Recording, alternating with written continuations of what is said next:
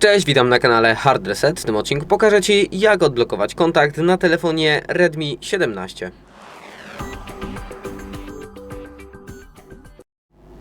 Aby odblokować kontakt na tym telefonie, będziemy musieli przejść do aplikacji, oczywiście telefonu, i wybrać nasz kontakt z ostatnich, lub przechodzimy sobie tutaj do kontaktów, czy też od razu do właśnie aplikacji naszych kontaktów.